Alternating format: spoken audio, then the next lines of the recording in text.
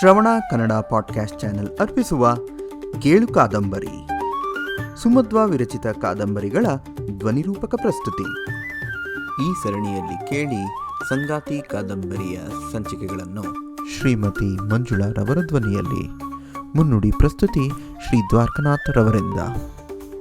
ಕಾದಂಬರಿ ಸರಣಿಯ ಪ್ರತಿ ಸಂಚಿಕೆ ಅಪ್ಲೋಡ್ ಆದಾಗ ಮರೆಯದೆ ಕೇಳಲು ನಮ್ಮ ಚಾನೆಲ್ ಸಬ್ಸ್ಕ್ರೈಬ್ ಮಾಡಿ ಮತ್ತು ಬೆಲ್ ಐಕನ್ ಒತ್ತಿರಿ.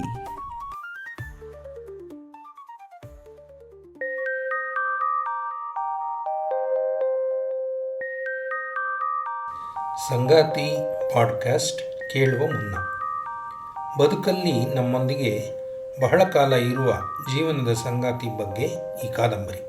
ಸಂಗಾತಿಯ ಆಯ್ಕೆಯ ಸಂಕೀರ್ಣತೆಯನ್ನು ಬದುಕಲ್ಲಿ ಬಹುಪಾಲು ಜನರು ಅನುಭವಿಸಿರ್ತಾರೆ. ಅಷ್ಟೆಲ್ಲ ಸಂಕೀರ್ಣತೆಗಳ ನಡುವೆ ಮನವೊಪ್ಪುವ ಸಂಗಾತಿ ಕೆಲವು ಅದೃಷ್ಟವಂತರಿಗಷ್ಟೇ ಸಿಗ್ತಾರೆ. ನಮ್ಮ ಪ್ರೀತಿಗೆ ಅರ್ಹವಾದ ಜೀವವೊಂದು ನಮ್ಮ ಜೊತೆಗಿದೆ ಅನ್ನುವ ಭಾವ ಮನಕ್ಕೆ ಸಮಾಧಾನವನ್ನು, ಧೈರ್ಯವನ್ನು ನೀಡುತ್ತೆ.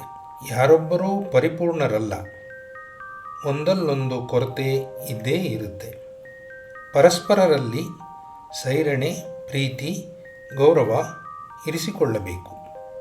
ಎಲ್ಲದಕ್ಕೂ ಲೆಕ್ಕಾಚಾರ ಸರಿಯಲ್ಲ.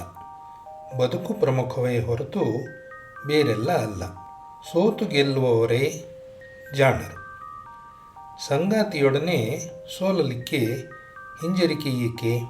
ಮನವೊಪ್ಪುವ ಸಂಗಾತಿಗಾಗಿ ಸೋತರೆ ಅದೇ ಬದುಕಿನ ಗೆಲುವು. ಈಗ ಕೇಳಿ ಸಂಗಾತಿ ಭಾಗ 1.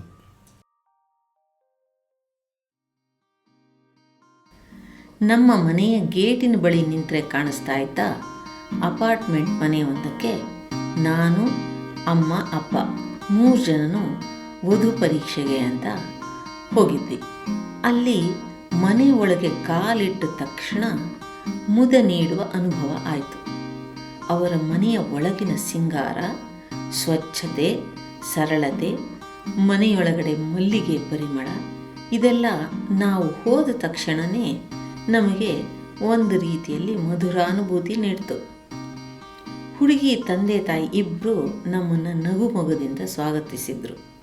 ಆದರೆ ನಾನು ಗಂಡಿನ ತಾಯಿ ಅಂತ ನನ್ನ ಅಮ್ಮನಿಗೆ ಸ್ವಲ್ಪ ಹೆಚ್ಚೇ ಬಿಗುವಿತ್ತು. ನನ್ನ ಅಮ್ಮನಿಗೆ ಮಗ ನಾನು ಸುಂದರ, ಸ್ಫುರದ್ರೂಪಿ, ವಿದ್ಯಾವಂತ, ಒಳ್ಳೆ ಕೆಲಸದಲ್ಲಿರೋನು.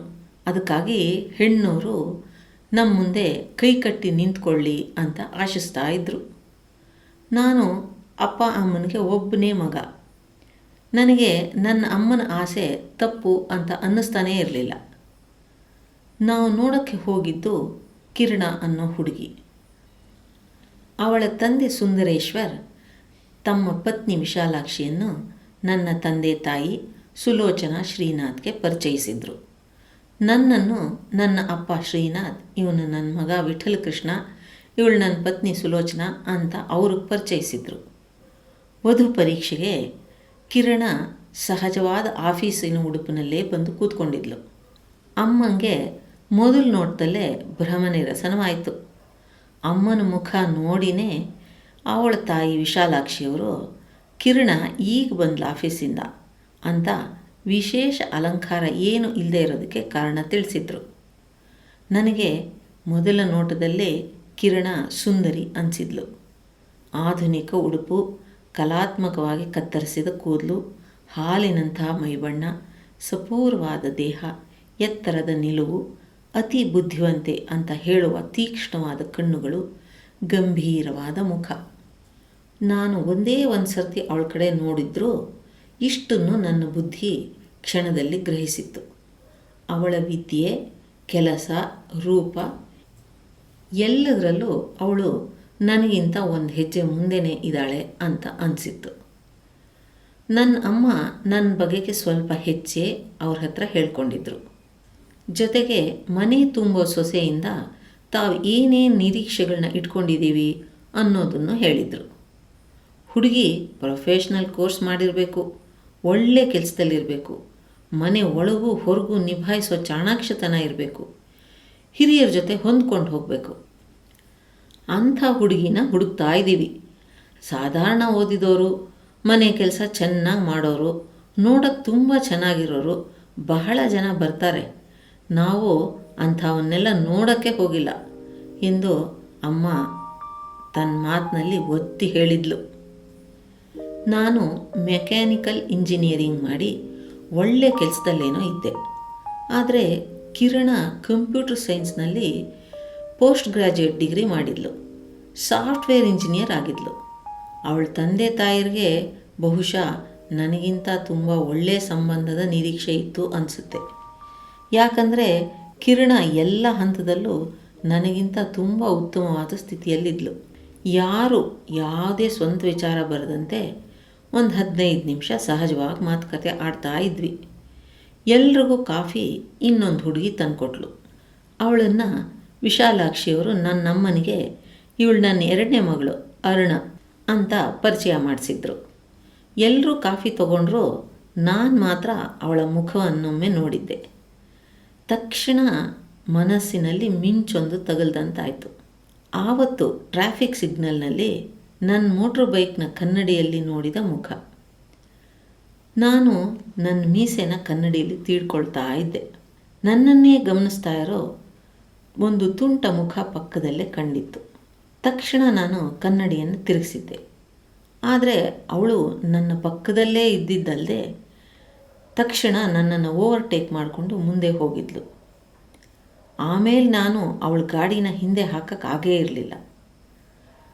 ಆ ಮುಖ ನನ್ನ ಮನಸ್ಸಿನಲ್ಲಿ ಚೆನ್ನಾಗಿ ನೆನಪಿತ್ತು. ಈಗ ಅರಿವಾಗ್ತಾ ಇದೆ ಅದು ಈ ಹುಡುಗಿನೇ ಅಂತ.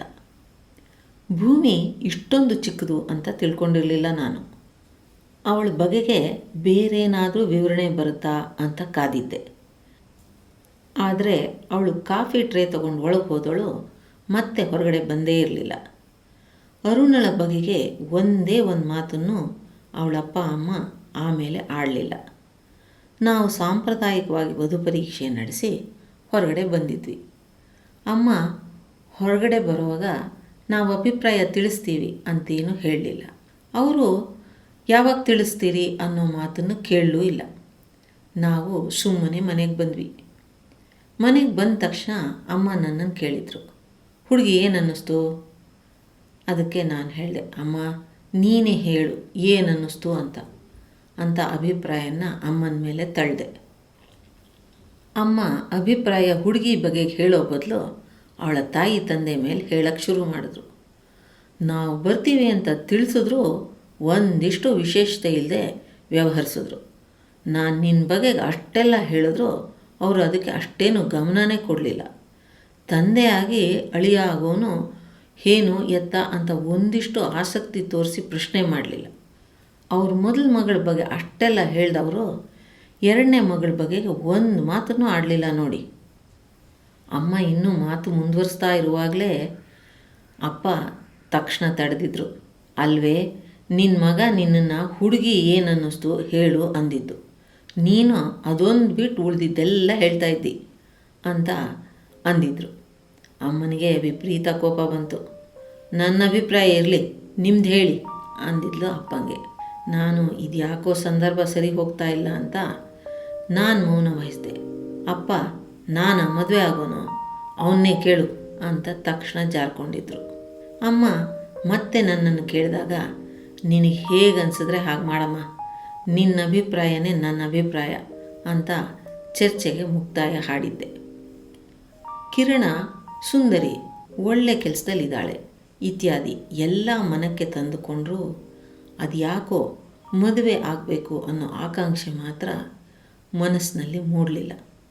ಅದಕ್ಕೆ ಅಮ್ಮನಿಗೆ ನನಗೆ ಒಪ್ಪಿಗೆ ಅಂತ ಹೇಳೋ ಮನಸ್ಸು ಬರಲಿಲ್ಲ. ನನ್ನ ಬಾಳ ಸಂಗಾತಿಯನ್ನು ಆರಿಸೋದು ಅತೀ ಭಾರ ಅನಿಸಿದ್ದು ಈ ವಧು ಪರೀಕ್ಷೆ ಪ್ರಾರಂಭ ಆದಮೇಲೆ. ನಾನು ನನ್ನ ಅಪ್ಪ ಅಮ್ಮನಿಗೆ ಒಬ್ಬನೇ ಮಗ.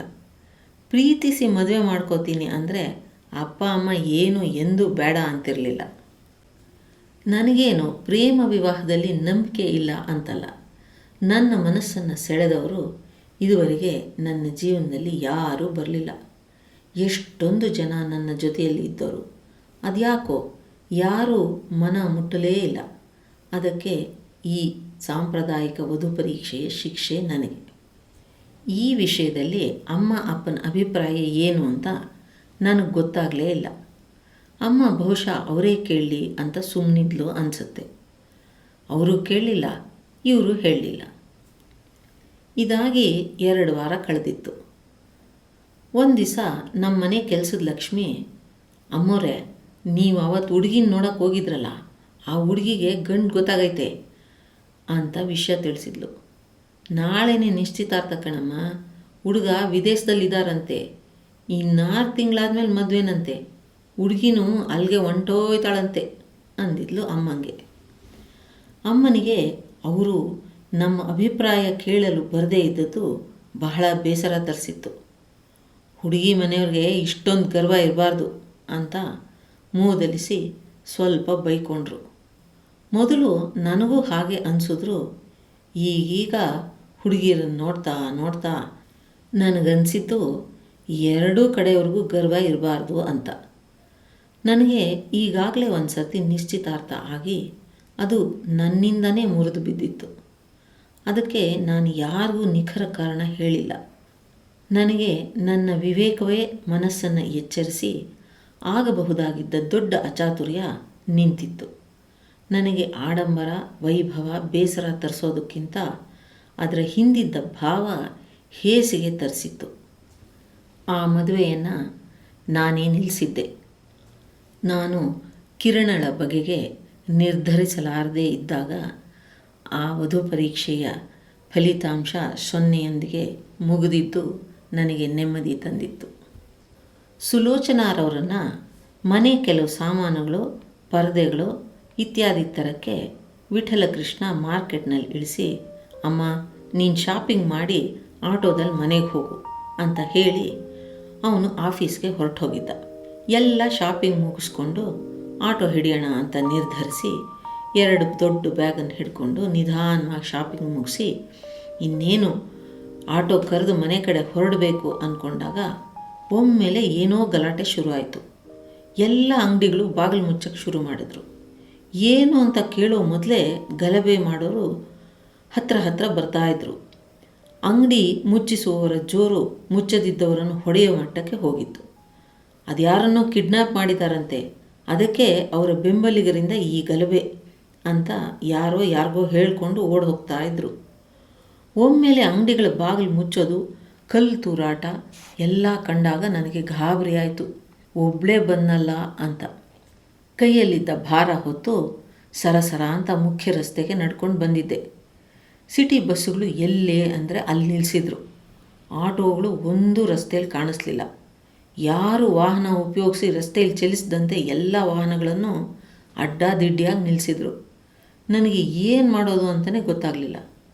ಪರಿಚಯದ ಅಂಗಡಿ ಒಳಗೆ ಇದ್ದಿದ್ದರೆ ಅದಾದರೂ ಒಳ್ಳೆಯದಾಗ್ತಿತ್ತು. ಈಗ ಕೈಯಲ್ಲಿ ಸಾಮಾನು, ಈ ಗಲಭೆ, ಮನೆ ಸೇರೋದು ಹೇಗಪ್ಪ ಭಗವಂತ ಅಂತ ಅಸಹಾಯಕತೆ ಕಾಡಿತ್ತು.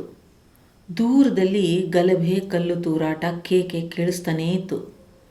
ಮಗನನ್ನು, ಯಜಮಾನರನ್ನು ಯಾವುದಾದ್ರೂ ಫೋನ್ ಮೂಲಕ ಸಂಪರ್ಕಿಸಿ ವಿಷಯ ತಿಳಿಸಿ ಸಹಾಯ ಕೇಳಬೇಕು ಅಂದ್ಕೊಂಡೆ.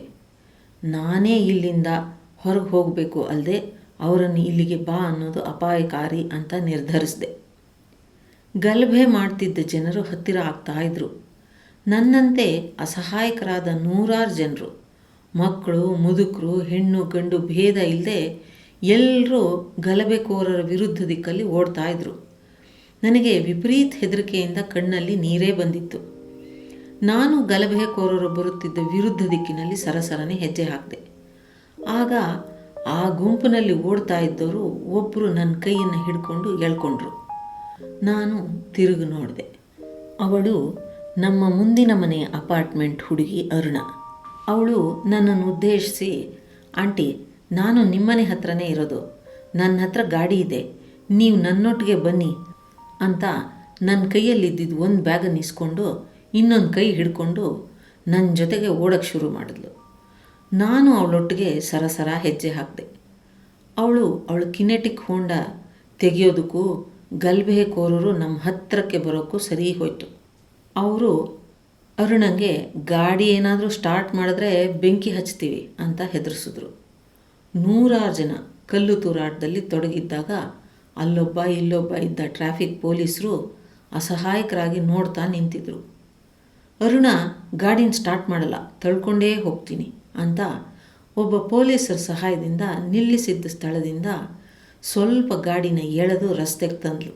ನನ್ನ ಹತ್ರ ತಿರುಗಿ ಬನ್ನಿ ಆಂಟಿ ಅಂತ ನನ್ನ ಕೈಲಿದ್ದ ಚೀಲವನ್ನು ಮುಂದೆ ಇರಿಸಿ ಅವಳ ಹೆಲ್ಮೆಟ್ನ ನನಗೆ ಹಾಕಿ ಅವಳ ಬ್ಯಾಕ್ ಪ್ಯಾಕ್ನ ನನ್ನ ಬೆನ್ನಿಗೆ ಕಟ್ಟಿ, ನಿಮ್ಮ ತಲೆಗೆ ಬೆನ್ನಿಗೆ ರಕ್ಷಣೆ ಇದೆ, ನಾನು ಗಾಡಿ ಸ್ಟಾರ್ಟ್ ಮಾಡಿದ ತಕ್ಷಣ ಹತ್ತು ಕೂತ್ಕೊಂಬಿಡಿ, ಏನೇ ಆದರೂ ಕೈ ಬಿಡಬೇಡಿ ಅಂತ ಕೈನೆಟಿಕ್ ಹೋಂಡಾದಲ್ಲಿ ಕೂಡಿಸ್ಕೊಂಡು ಗಾಡಿಯನ್ನು ಸ್ಪೀಡಾಗಿ ಮುಂದೋಡಿಸಿದ್ಲು. ಇವಳು ಗಾಡಿ ಓಡಿಸಿದ್ದು ನೋಡಿ 10 ಕಲ್ಲುಗಳು ನಮ್ಮ ಕಡೆ ತೂರ್ಕೊಂಡು ಬಂದವು. ನಮಗೆ ಬಿದ್ದ ಕಲ್ಲುಗಳು ಗಾಡಿ ವೇಗದ ಮುಂದೆ ಹೆಚ್ಚಿನ ಪೆಟ್ಟೇನನ್ನು ನನಗೆ ಮಾಡಲಿಲ್ಲ. ಸಣ್ಣ ಗಲ್ಲಿಗಳಲ್ಲಿ ಓಡಿಸಿ ಕೊನೆಗೂ ಗಾಡಿಯನ್ನು ಗಲಭೆಯಿಂದ ಆಚೆ ತಂದು ಮನೆಗಳಿರೋ ಕಡೆ ತಂದಿದ್ಲು. ಆಂಟಿ, ನಿಮಗೆ ಈ ಒಳದಾರಿಗಳು ಗೊತ್ತಿದ್ದರೆ ಸ್ವಲ್ಪ ಹೇಳಿ, ಹೀಗೆ ಸಂದಿಲೇ ಮನೆಗೆ ಹೋಗೋಣ ಅಂದ್ಲು. ನನಗೆ ದಾರಿಗಳ ಪರಿಚಯ ಚೆನ್ನಾಗಿದ್ದರಿಂದ ನಾನು ಸರಿಯಾದ ದಾರಿ ತೋರಿಸಿ ಸುರಕ್ಷಿತ ಸ್ಥಳ ಬಂದ ಮೇಲೆ ಗಾಡಿಯನ್ನು ವೇಗ ತಗ್ಸಿದ್ಲು. ನನ್ನನ್ನು ನಮ್ಮ ಮನೆ ಮುಂದೆ ಇಳಿಸಿದಾಗ ಅವಳ ಉಪಕಾರಕ್ಕೆ ಹೇಗೆ ಅವಳಿಗೆ ಧನ್ಯವಾದ ತಿಳಿಸೋದು ಅಂತ ನನಗೆ ತಿಳಿದಾಗಿತ್ತು. ಅವಳು ಹೊರಟೆ ಹೋಗ್ತಾಳೆ ಅನ್ನಿಸ್ದಾಗ ಅವಳ ಕೈಯಿಂದ ರಕ್ತ ಬರ್ತಾ ಇರೋದು ಕಾಣಿಸ್ತು.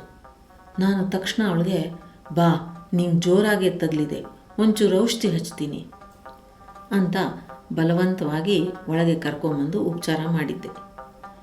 ನಾನು ಅವಳಿಗೆ ಏನಾದರೂ ಹೇಳೋ ಮೊದಲೇ ಅವಳೇ, ಆಂಟಿ, ಇವತ್ತು ನೀವು ದೇವರಂತೆ ಸಿಕ್ಕಿದ್ರಿ, ಇಲ್ಲದೇ ಇದ್ದಿದ್ರೆ ಮನೆ ತಲುಪ್ತಿದ್ನೋ ಇಲ್ವೋ, ನಿಮಗೆ ತುಂಬ ಥ್ಯಾಂಕ್ಸ್ ಅಂತ ಧನ್ಯವಾದ ಹೇಳಿದ್ಲು. ಅವಳ ಗಾಯಕ್ಕೆ ಬ್ಯಾಂಡೇಜ್ ಕಟ್ಟಿ ತುಂಬ ನೋವಾಗ್ತಿದೆಯಾ ಅಂತ ಕೈಯನ್ನು ಮೆಲ್ಲಗೆ ಸವರಿದ್ದೆ. ಇಲ್ಲ ಅಂತ ತಲೆ ಆಡಿಸಿದ್ಲು. ಒಂದು ಪೇನ್ ಕಿಲ್ಲರ್ ತಗೋ, ಎಲ್ಲ ಸರಿ ಹೋಗುತ್ತೆ ಅಂದೆ. ಅಂಥ ಜೋರಾಗೇನು ಬಿದ್ದಿಲ್ಲ ಬಿಡಿ ಅಂದ್ಲು. ಆದರೆ ಅವಳ ಕಣ್ಣಲ್ಲಿ ನೀರು ಬಂದಿತ್ತು. ಕಣ್ಣಲ್ಲಿ ನೀರು ಬರ್ತಾಯಿದೆ, ನೋವಿಲ್ಲ ಅಂತ್ಯಾ ಅಂತ ನಾನೇ ಗದರಿದೆ. ತುಂಬ ನೋವಿದ್ರೆ ಬಾ, ಡಾಕ್ಟ್ರ್ ಹತ್ರ ಹೋಗೋಣ, ಕಲ್ಲೇಟಲ್ವಾ ಅಂದೆ. ಅವಳು, ಇಲ್ಲ, ಕಣ್ಣಲ್ಲಿ ನೀರು ಬಂದಿದ್ದು ನೋಗಲ್ಲ ಬಿಡು ಆಂಟಿ, ನೀವು ತುಂಬ ಕೇರ್ ತೊಗೊಂಡ್ರಲ್ಲ ಅದಕ್ಕೆ ಅಂದ್ಲು. ಅವಳಿಗೆ ನನ್ನಲ್ಲಿ ಮೂಡಿದ ಮಮತೆಯ ಭಾವ ಅವಳ ಕಣ್ಣಲ್ಲಿ ಮಿಂಚಿತ್ತು. ನನಗೆ ಆ ಭಾವ ಮನಸ್ಸಿಗೆ ಆಪ್ಯಾಯವಾಗುವಂತೆ ಮಾಡಿತ್ತು. ಬರ್ತೀನಿ ಆಂಟಿ ಅಂತ ಗಾಡಿಯೊಂದಿಗೆ ಹೊರಟೇ ಹೋಗಿದ್ಲು. ಕಥೆಯ ಮುಂದುವರೆದ ಭಾಗ ಕೇಳಿ ಮುಂದಿನ ಸಂಚಿಕೆಯಲ್ಲಿ.